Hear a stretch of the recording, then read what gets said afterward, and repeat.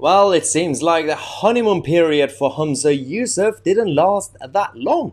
As SNP leader and First Minister of Scotland, the guy has been snubbed and ignored by the European Union. It is absolutely fascinating.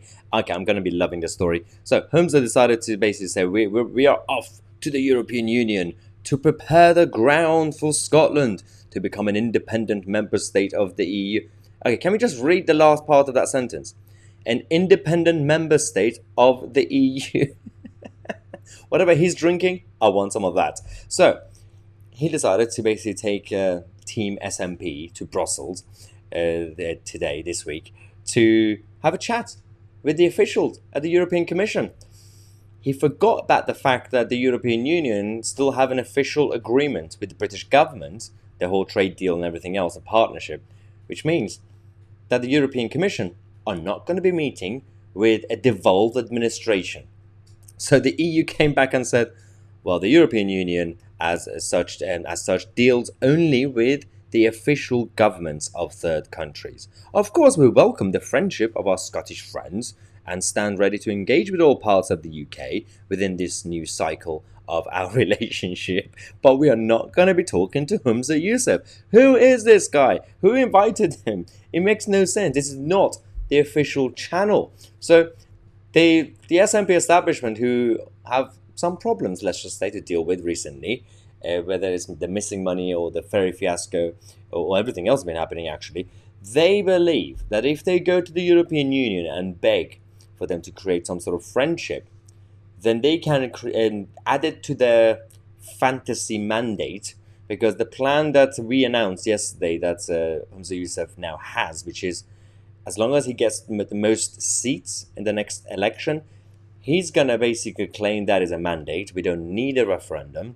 and we're just going to leave the United Kingdom. And there were some people who commented saying, because when I said this is constitutionally illegal, they were like, no, according to the Act of Union, it should be by consent. Right?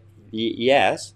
The whole point of the Act of Union is that the consent should also come from Westminster, the whole of the Union. It doesn't mean that one of the devolved administrations could just one day unilaterally say, well, we're leaving. We're going to just completely dissolve from this contract. It doesn't work that way, especially when you don't actually have the consent of Scotland.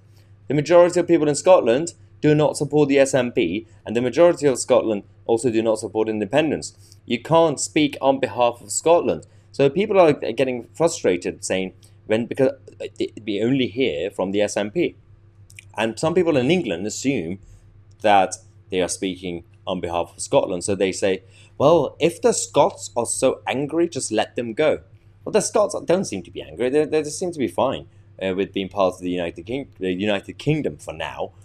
But just because we are hearing only from the SNP minions in the media doesn't mean that is Scotland. Now, they also said, this is according to the Times, that last year 4 separate EU sources told the Times that any Scottish application for membership will be given little consideration unless they do a pledge to sign up to the Eurozone, to change the currency.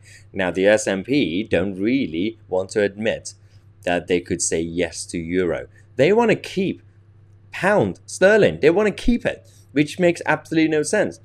Now, one of the spokespeople for Humza Yousaf said, at the weekend, the First Minister set out a proposal to have a Scottish Government representative in Brussels.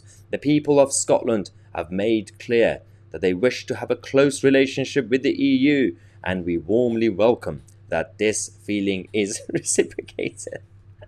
So, yesterday, or a couple of days ago, we also reported on these Scottish rogue fake embassies that they've been setting up all around the world using our taxpayer and tax money. And when they also basically built 2 massive ones in Brussels, there's fake embassies. And in London, yeah, there is a fake Scottish embassy, international office in London, and there's also a very expensive one in Brussels.